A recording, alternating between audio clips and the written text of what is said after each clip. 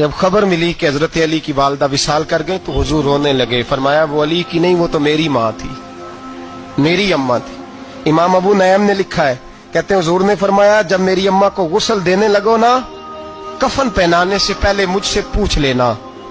صحابہ کہتے ہیں کفن دینے سے پہلے عورتیں آئیں، حضور کیا کرنا ہے؟ نبی پاک اندر گئے، جو قمیض پہنی ہوئی تھی وہ اتار کے دی. فرمایا چٹے رنگ کا سفید رنگ کا کفن نہ دینا، میرا کرتا پہناؤ میری اماں کو. حضور نے کفن دیا.